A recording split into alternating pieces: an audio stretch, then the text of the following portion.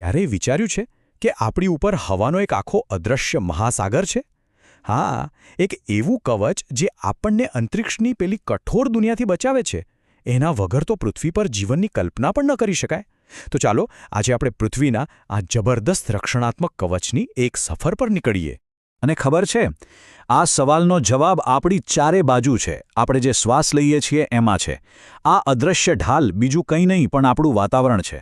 અને એ કોઈ એક સળંગ પડ નથી, પણ એકની ઉપર એક ગોઠવાયેલા અલગ અલગ સ્તરોથી બનેલું છે. ચાલો આ સ્તરોની દુનિયામાં ઊંડા ઉતરીએ. તો બસ અહીંથી જ આપણી સફર શરૂ થાય છે, સીધા ઉપરની તરફ.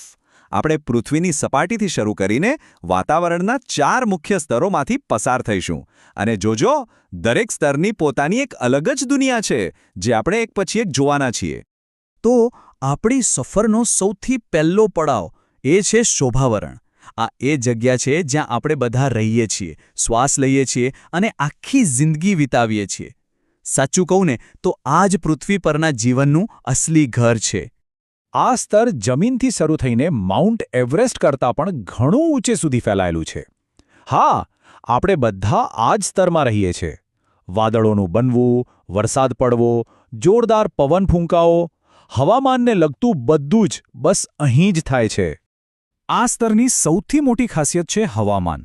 પૃથ્વી પર જે કંઈ પણ હવામાનની ઘટનાઓ બને છે એ બધી અહીં જ થાય છે. એક મજાની વાત એ છે કે એની જાડાઈ બધે સરખી નથી હોતી. વિષુવવૃત્ત પાસે તે સૌથી જાડું હોય છે અને જ્યાં આ સ્તર પૂરું થાય એ સરહદને શોભસીમા કહેવાય છે. હવે શોભાવરણની એક બહુ જ રસપ્રદ વાત. અહીં જેમ જેમ આપણે ઉપર જઈએ તેમ તેમ ઠંડી વધતી જાય છે. વિચારો, દર 1 કિલોમીટરની ઊંચાઈએ તાપમાન લગભગ 6.5 ડિગ્રી સેલ્સિયસ જેટલું નીચે જતું રહે છે. બસ આ જ કારણ છે કે મોટા મોટા પર્વતોની ટોચ પર બરફ જામેલો જોવા મળે છે. તો ચાલો હવે આપણે શોભસીમાની એ અદૃશ્ય દિવાલને પાર કરીએ અને એક નવી જ દુનિયામાં જઈએ. આ છે સમતાપ આવરણ. અહીં શોભાવરણના તોફાનો બિલકુલ શાંત થઈ જાય છે અને ચારે બાજુ એકદમ સ્થિરતા અને શાંતિ હોય છે. જુઓ કેટલો મોટો તફાવત છે. એક બાજુ શોભાવરણનું તોફાની હવામાન અને બીજી બાજુ સમતાપ આવરણની એકદમ શાંત અને સ્વચ્છ હવા. બસ આ જ કારણ છે કે જેટ વિમાનો હવામાનના કોઈપણ અવરોધથી બચવા માટે આ શાંત સ્તરમાં ઉડવાનું પસંદ કરે છે. મુસાફરી એકદમ સરળ અને સુરક્ષિત બની જાય છે. અહીં જોઈ શકાય છે કેવી રીતે જેટ વિમાન નીચેના બધા તોફાનો અને વાદળોથી ઉપર સમતાપ આવરણમાં આરામથી ઉડી રહ્યું છે. અહીં કોઈ વાવાઝોડું નહીં, કોઈ તોફાન નહીં, બસ શાંતિ શાંતિ. પણ સમતાપ આવરણની સાચી ઓળખ તો છે ઓઝોન સ્તર. આ એક એવી કુદરતી ઢાલ છે જે આપણને સૂર્યના ખતરનાક પાડજાંબલી કિરણોથી બચાવે છે. જો આ ઓઝોન ન હોત તો પૃથ્વી પર જીવનનું અસ્તિત્વ જ ખતરામાં આવી જાત.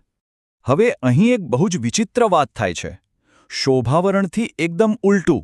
અહીં જેમ જેમ ઊંચાઈ વધે છે તેમ તેમ તાપમાન પણ વધે છે. આવું કેમ? કારણ કે ઓઝોન સ્તર સૂર્યની ગરમી અને કિરણોને શોષી લે છે, જેનાથી આખું સ્તર ગરમ રહે છે. છે ને કમાલની વાત? આપણી સફર હજી પૂરી નથી થઈ. હવે આપણે જઈશું હજી ઉપર, વાતાવરણના સૌથી ઊંચા અને રહસ્યમય વિસ્તારોમાં. એક રીતે કહીએ તો અવકાશના પ્રવેશદ્વાર સુધી. અહીં આપણને વાતાવરણના સૌથી ઉપરના 2 સ્તરો મળે છે, મધ્યાવરણ અને ઉષ્માવરણ. અહીં હવા એટલી બધી પાતળી થઈ જાય છે કે એવું લાગે જાણે આપણે અવકાશની એકદમ સરહદ પર જ ઊભા છીએ. આ બંને સ્તરોમાં તાપમાનનો ખેલ એકદમ અલગ છે. મધ્યાવરણમાં ઊંચાઈ વધતા તાપમાન ઘટે છે. એટલું બધું કે આ આપણા વાતાવરણની સૌથી ઠંડી જગ્યા છે. મોટાભાગની ઉલ્કાઓ અહીં જ સળગીને રાખ થઈ જાય છે. જ્યારે એની ઉપર ઉષ્માવરણમાં સૂર્યની નજીક હોવાથી તાપમાન ખૂબ જ ઝડપથી વધે છે.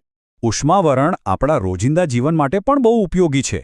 એની અંદર આયનાવરણ નામનો એક ભાગ છે જે રેડિયોના તરંગોને પૃથ્વી પર પાછા મોકલે છે. એના કારણે જ આપણે આખી દુનિયામાં રેડિયો સાંભળી શકીએ છીએ.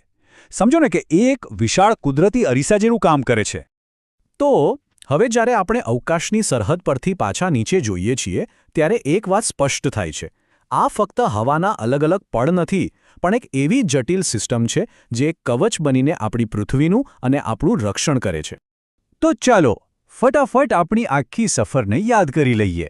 આપણે જીવનથી ધબકતા શોભાવરણથી શરૂઆત કરી, ત્યાર પછી ઓઝોન ઢાળવાળા શાંત સમતાપ આવરણમાં પહોંચ્યા અને છેલ્લે મધ્યાવરણ અને ઉષ્માવરણને પાર કરીને લગભગ અવકાશ સુધી પહોંચી ગયા.